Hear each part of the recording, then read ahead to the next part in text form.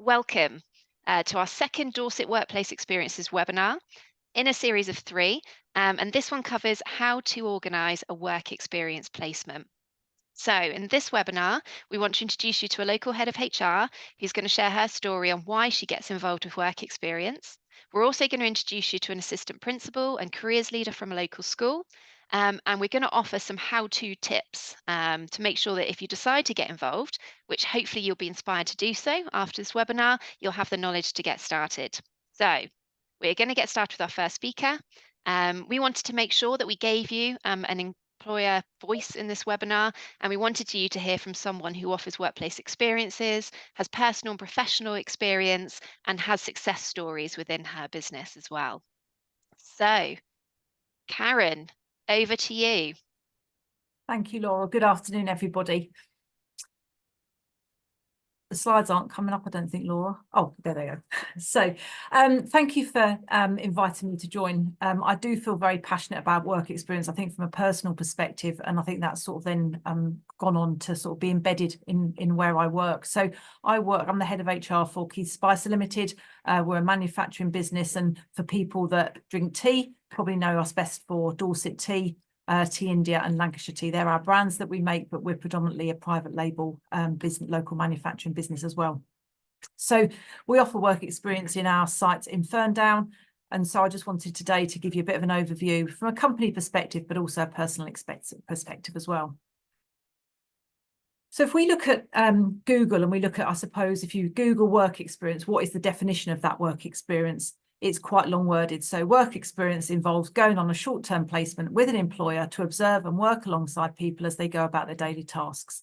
They will develop skills, contacts, and learn more about the kind of career that you would like to do. But in reality, for me, is just one statement. And I think if we have this as an overriding statement when we think about work experience, I just like to think of it in a different way.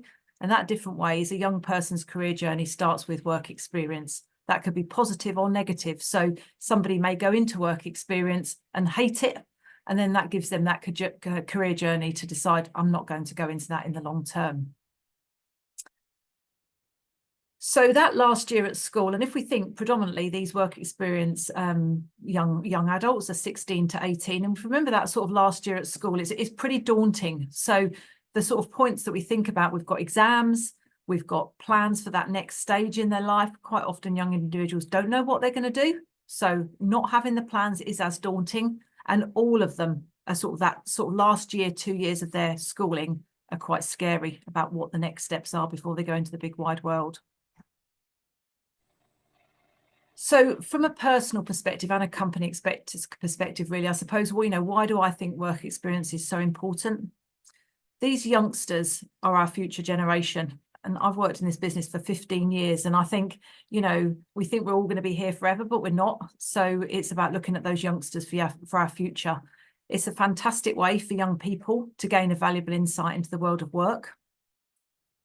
And work experience helps young adults learn the new skills. So it's not just about them coming into work. It's about them coming in, mixing with different people, interacting with different colleagues at work, different managers, so managing upwards, managing downwards, but working with people of different ages. At school, they're working with the same age or every day of every month. And I think coming into work experience gives them that sort of wider expanse of knowledge and skills. They develop a better understanding of what's expected of them in a professional setting. For those that have got children that sit glued to their mobile phone, having getting to work on time, having a scheduled lunch break, not sitting on their phone all day, also giving them a bit of freedom, but also learning about different career paths and industries. So it's about, sort of setting the scene for them about what they can expect when they go outside of work.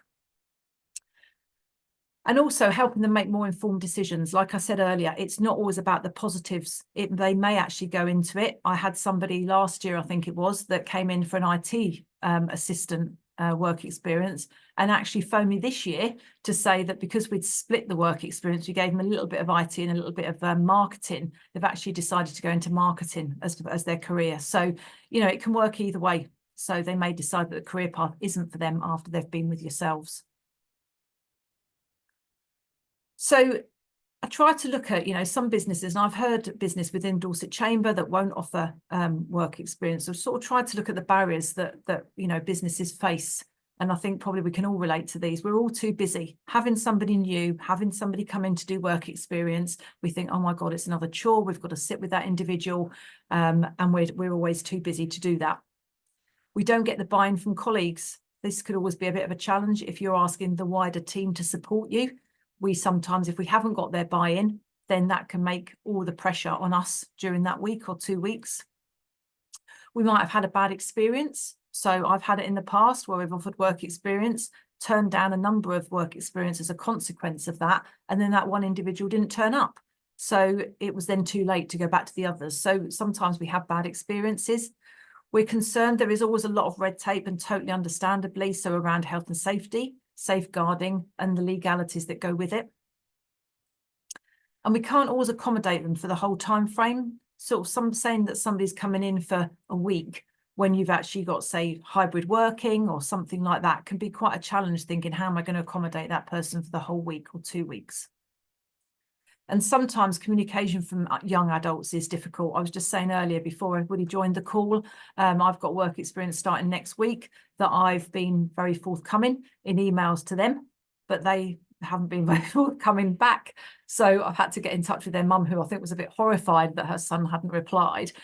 So, it's that two-way communication. I think that sometimes could be a barrier.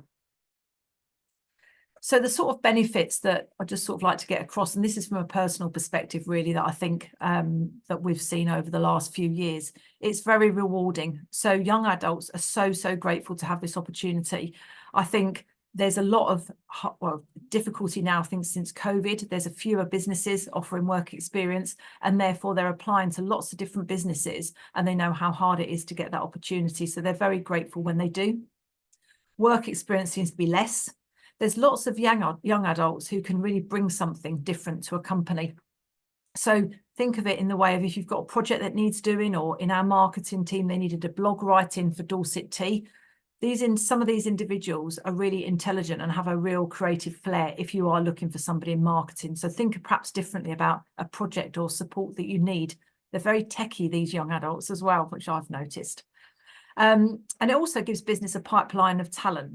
And I just sort of want to just touch very briefly here around a work experience that I had called Katie. She came to us. Actually, she wasn't a defined work experience pupil. I knew her. Of her anyway. She didn't know what she wanted to do when she came out of school, and she said, all I need is just a week's work experience, just so I can put something on my CV. That was 7 years ago. So Katie came to work with me for a week doing work experience. We offered her a job in customer services as an admin assistant. And 7 years later, she's now our customer relationship manager. So I think the pipeline for talent in that example really does show that you can get real benefits from hosting these individuals. And also it allows us to nurture and develop new starters through mentoring and coaching. It's almost a sort of, you see somebody and then try them before you then bring them into your business if you have got vacancies in the future. And it also helps increase diversity. So they bring in fresh ideas. These youngsters, as I said, are very techie. They've got lots of, wider ideas. They've got lots of colleagues that they can speak to about things. So they can really bring some great opportunities to us as well. Some personal experiences from me. And that, as our business, we get a huge amount of support from schools. So I work closely with Corfe Hills School, grammar school, both grammar schools. I've worked with the school, I can't remember the school over in Bournemouth, but we have worked with, and for all of the schools that I've worked with, we get a huge amount of support from them. So if we've got any concerns, we can always do that. We've been very flexible with the hours. So there is occasions we can't host somebody till 5 o'clock. We go to the school or we talk to the individuals about making the day shorter. And as long as you can accommodate the sort of core school hours, then that's fine as well. You don't have to accommodate full-time, 40 hours a week. Give the young adult experience of other departments. So don't think just because you're advertising for that you can host an IT assistant, like I said, or a marketing, that you have to pigeonhole them into that role. what we do is we give them a bit of an overview. So they come in and they do a bit of tea tasting. We take them out on store visits. We take them they did some sampling for us once in a supermarket. They have attachments to me, they have attachments to purchasing, and across the whole business. So there is quite a different, I suppose, if you looked wider into it, it doesn't always have to be serious either. If you do run an apprenticeship scheme, work experience could be hugely advantageous for that. You can see these individuals before recruiting. And if you have children, and then from my perspective, and it's probably why I feel so passionate about it, it's actually a great way to give back to the school. The school invests a huge amount of time in these youngsters, in getting them work experience, and it's a way to give those back. If I look at my 2 children, I don't think they'd be doing the careers that they've got now if it wasn't for the work experience they'd received at school. And talk to your management team. So get their buy-in to support you during this journey. I just want to sort of talk to you briefly. I've talked to you about Katie. Just want to talk to you about 2 other individuals, Ben and Daniel. If I talk about Ben, had a work experience with a great company in Poole. I don't think I can probably mention the name, but a great company in Poole. He went for work experience. He absolutely loved it. And these are people I know. So these are live people. Went for work experience, had a week there. And this was outside of the normal work experience because this child wasn't available during that week because he was away on a school trip. They accommodated him at a different week in the year. He then heard about their apprenticeship scheme. He then applied for their apprenticeship scheme, and they had hundreds and hundreds of applicants. And of the 8 positions, Ben was offered one of those positions. And it was predominantly down to the work experience that he had because of I suppose, the skills and the work ethic that he showed during that week.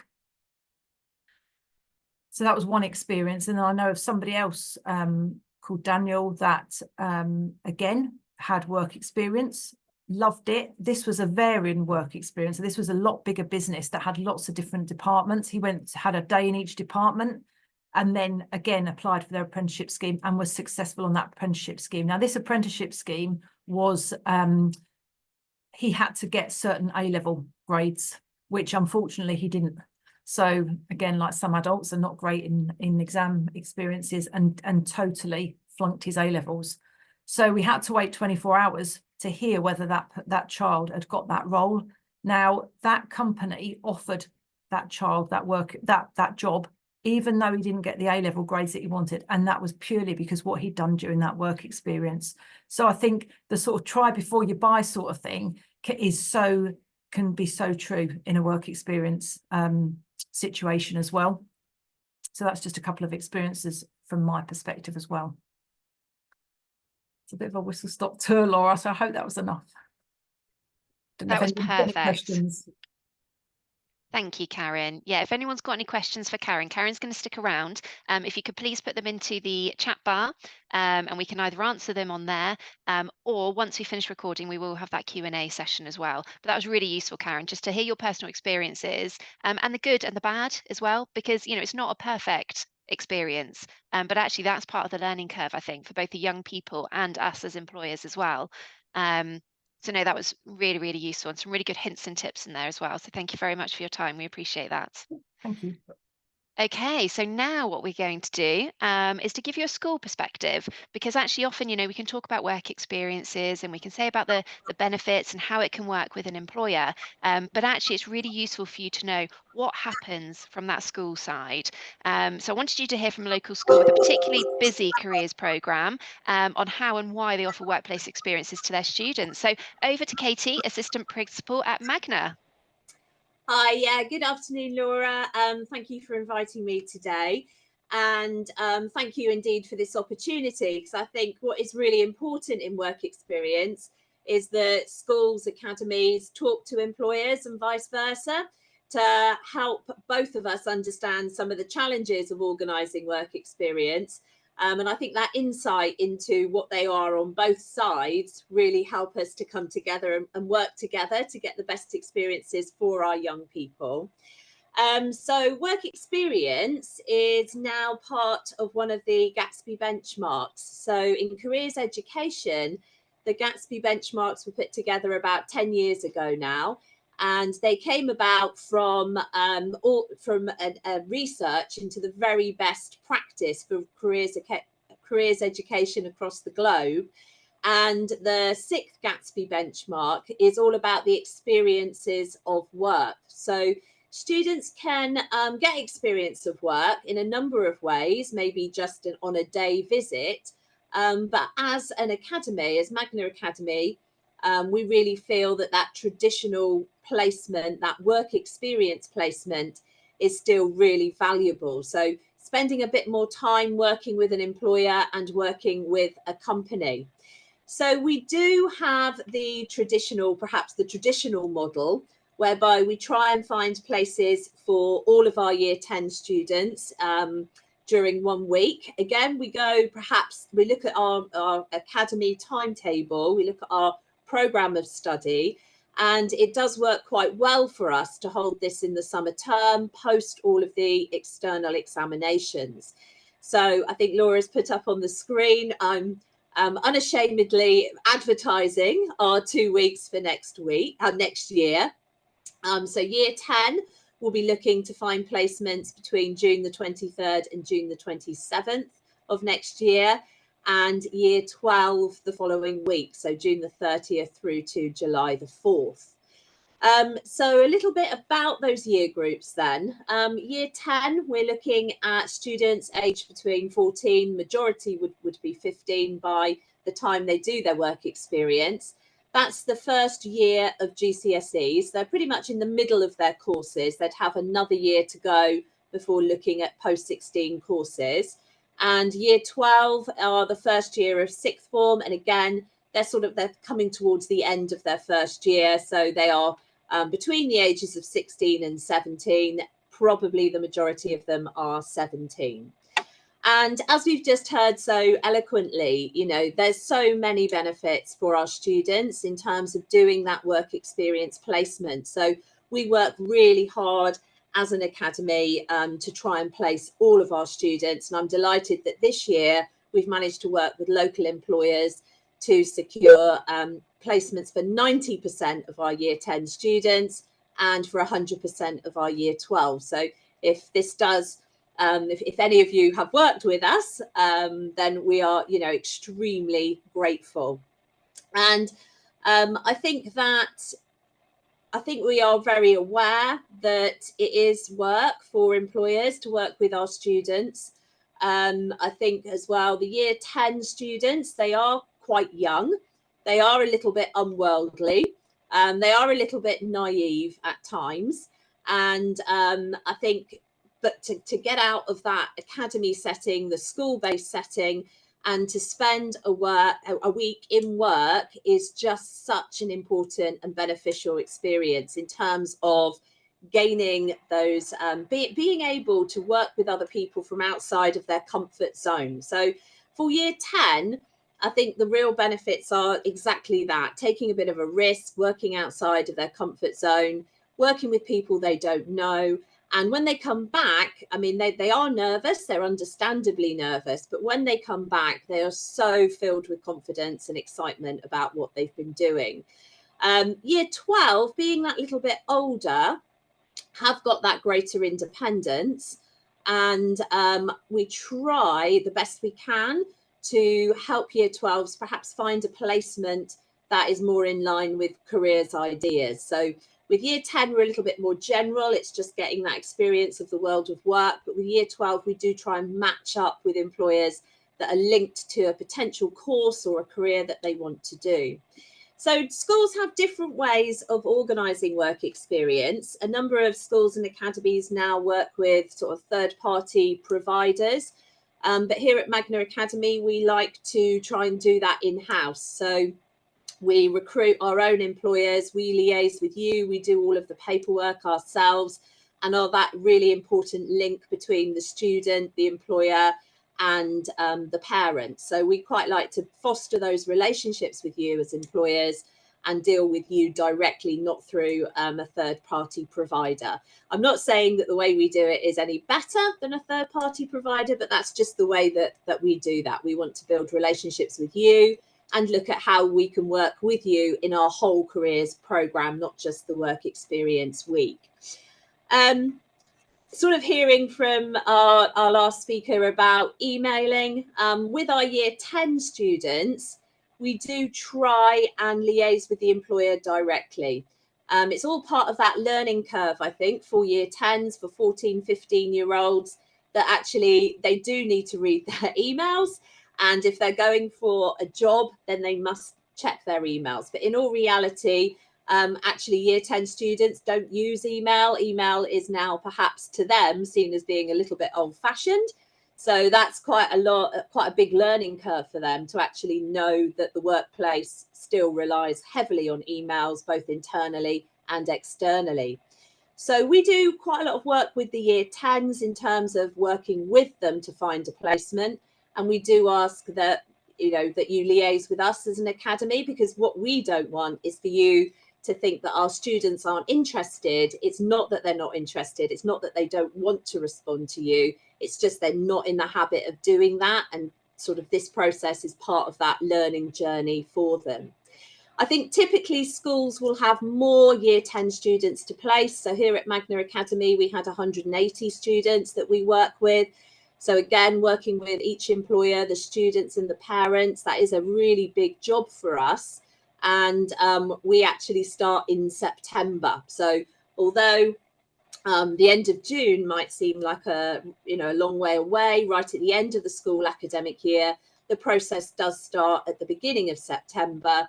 And indeed, we've already started to recruit people for this time next year, understanding that employers are really very busy, and we don't expect people to drop everything and accept a student with only a couple of weeks or even a couple of months notice. So hopefully that is helpful in terms of being able to prepare and have plenty of notice. So we try to work with the student. We recruit you early. We act as that in-between person between you and the family and the student. We don't expect you to work with the student's family. We will do all of that arranging for you. And what we do is we send out something called a letter of understanding. So I've got my aid memoir here. Here it is. And what we do is we just send out one piece of paperwork, because again, we understand that you're all very busy. So we try to put all the details possible on one piece of paperwork.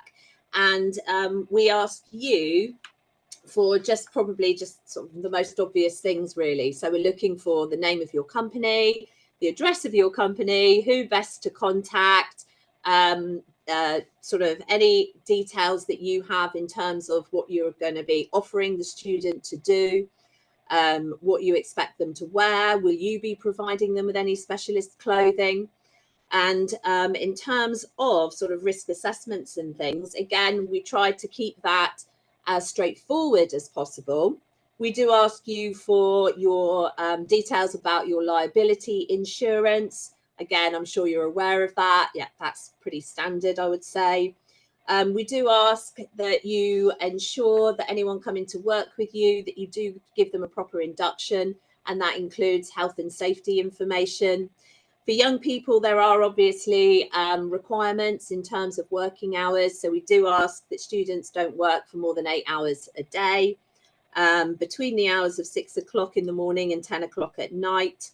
And we do sort of say that we would like for our young people not to be working on water or going up very high ladders. But other than that, we're hoping that you have the provision there that you can accept that young person. In terms of safeguarding, with the year 10 students, as far as possible, we ask that they don't work with somebody on a one-to-one basis, but we appreciate again in perhaps the size of your company, the number of people available for that week. If that's the case, then we will liaise with you on that and make sure parents are aware. And of course, any concerns about the student, we wouldn't expect you to deal with those. We would obviously welcome that you got in touch with us as soon as possible, as soon as you've got any concerns of anything at all. And again, we will look to resolve that with the student and with the family if necessary. So I do appreciate the kind of some of those barriers that our previous speaker spoke about. But if there was to be any kind of concerns, then we wouldn't expect you to iron those out. We also try to place all of our students, but if for any reason we had any concerns about a vulnerability of a student, we would look to find alternatives for them, or look to talk to you well in advance of looking at, reasonable adjustments to accommodate that placement. With the year 12 students, so the ones that are a little bit older, much of what I said still applies, but we would encourage them to liaise with you as an individual. So looking to step things up a bit. They've got greater experience of managing emails, of managing their own communication. For us here at Magna Academy, we've got a much smaller year 12. We had 50 students, just short of 50 students this year, but all schools are different. And of course, there are some very big sixth forms in our locality. So whereas we have bigger numbers in the year 10 and maybe have that slightly tighter control, we do obviously monitor year 12, but because of that older age and a smaller number, we try to give greater autonomy to them when they're finding placements. In terms of sort of length of placement, although we do sort of try and have the week's offer, I would argue strongly that if you were able to offer only part of the week, that we'd still be really interested in working with you. Being part of a school, it is quite difficult to have students out at different times of the year. We have a really busy calendar, but we also appreciate that maybe that's not going to work 100% for you. So if you, I would argue that if you could offer part of the week or even an alternative week, but you had a really great placement for a young person, we would try and be as flexible as possible. We do expect, obviously, young people to turn up, to be punctual, and to do the whole week if that's what you've offered. And we expect them, as you would any of your employees, to let you know if they're going to be absent or late for any reason. But it would obviously need to be a good reason. And we also ask them to let us know at school. And again, if you had any problems with that, then with punctuality, with attendance, again, that would be something that we would deal with. We wouldn't expect you to do so. And okay, I might have focused on some of the problems and some of the barriers and some of the things we do to try and support employers. But again, I've had so much fantastic feedback. It's really been something that's so rewarding for us as an academy to hear just what a fantastic time our young people have had. They have been offered part-time jobs. They have been offered apprenticeships afterwards. So that idea of actually, finding that young person that is your pipeline for talent, I think is really, from our experience, that really rings true as well. So I think I've covered most things. I don't know if anyone's got any questions or any comments on what I've said. Brilliant. Thank you so much, Katie. And if anyone does have any questions, please pop them in the chats, and then Katie can answer them from there. But we will have that Q&A session as well. So just it's really useful to hear it from your point of view and to understand kind of what goes on behind the scenes and what support you give the students and what you give the employers as well, what support there is there. So, and some really important hints and tips there for the employers to be aware of. So thank you so much. So speaking to the employers in the room and also those that are going to catch it on the recording afterwards, if you're based in Poole or within commutable distance of Poole, you think you might be available on those dates on the screen, please reach out to Katie Stafford. I know she's on LinkedIn. Also, if you go to the Magna Academy website, her contact details are on there, or just give me a shout and I can connect you as well. But yes, they are always looking for more employers to get engaged. So thank you very much. So we are going to go a little bit over time if that's okay today, but we have just got still some useful hints and tips to cover. But if you do need to go, then please do, because we will be sending around the recording, so you can always catch the remainder afterwards. But thank you so much to our speakers, Karen and Katie, so far. So over to me then, and I just really wanted to cover a really quick how-to. We're going to cover this into sort of the 4 main steps. So first of all, I would say, scope it out, investigate internally. Utilize the best resource that you have, which is your colleagues. Find out what's happened previously in your organization, who's interested in being involved, when would be a good time for you or a bad time as an organization.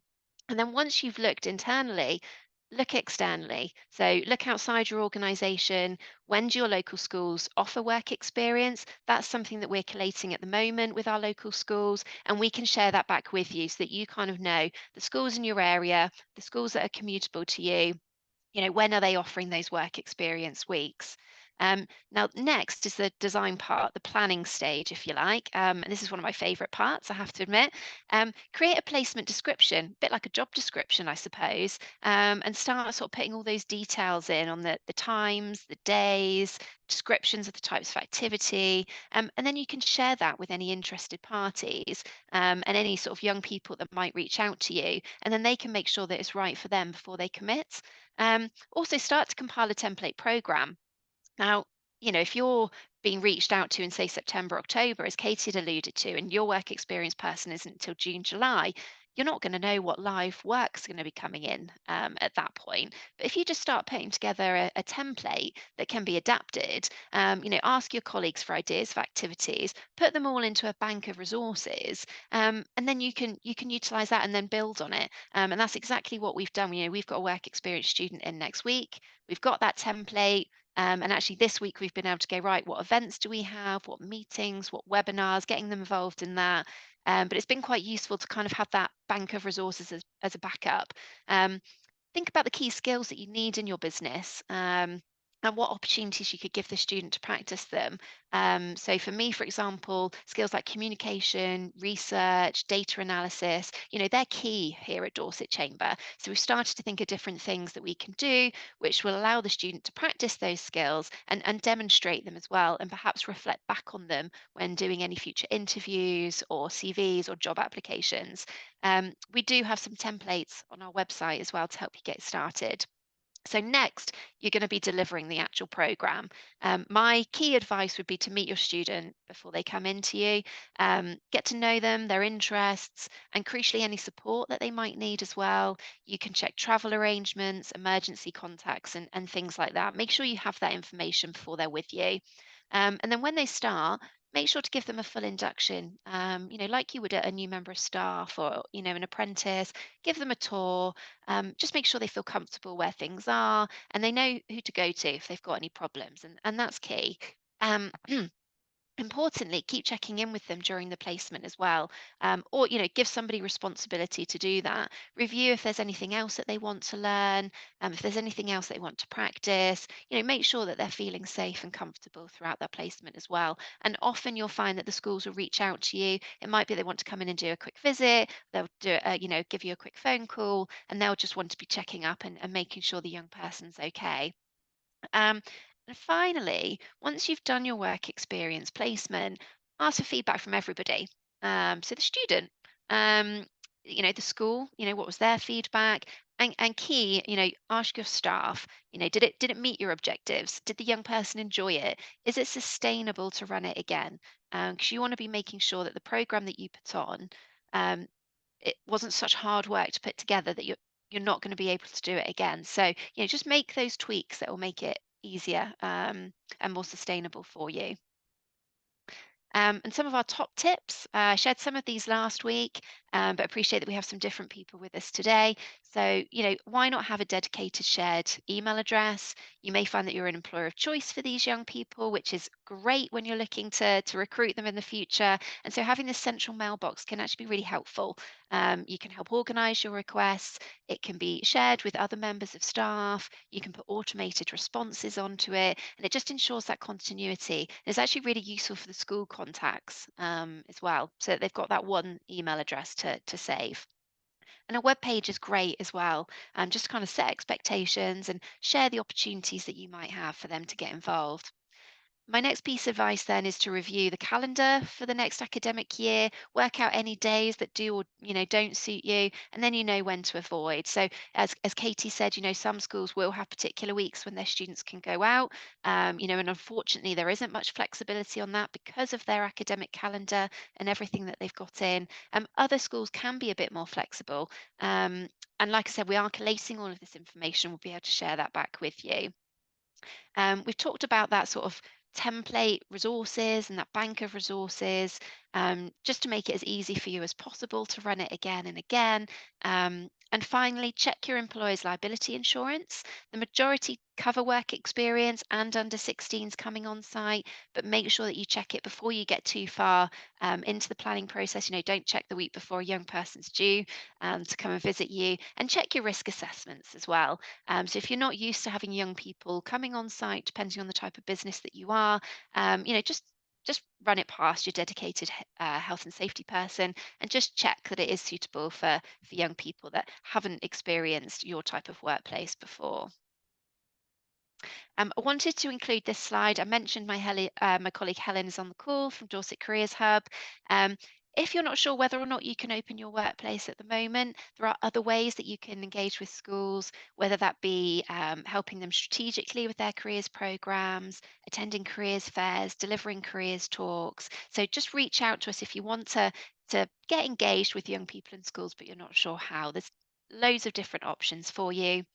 Um, Finally, then we do have one final webinar next week. It's all about making sure that your work experience placement is safe, making sure it's accessible to all of our young people. You can register online through the Dorset Chamber website. So please do reach out for us. We've got another school that's due to join us then, and we also have a local special educational needs professional as well who's going to talk us through it. So in conclusion then, please register for our Dorset WorkX directory. So this is somewhere where you as organisations can register. We will share those details with the careers leaders like Katie at school, and you're able to express an interest in different activities. So anything from 2 hours to 2 weeks really can provide that spark for a young person, and you're able to assess, what suits you as a business, and you can register for those activities that suit you the most. Why else would you want to register for the directory? It's free. It represents all of Dorset. Really importantly, it promotes equal opportunity, and it can provide you with that support network as well, not just from us at Dorset Chamber and Dorset Careers Hub, but from all the other employers that are getting involved. Any questions, just please reach out to us. We're here to help. Sorry that last bit was a quick tour, but just appreciate you might need to get back to work and you finished your sandwich by now. So we are going to finish the recording. But if you'd like to stick around and ask any questions, then please do. And a massive thank you to our speakers as well. Karen Parkinson from Keith Spices Limited and Katie Stafford from Magna Academy. Thank you so much. We really appreciate your time.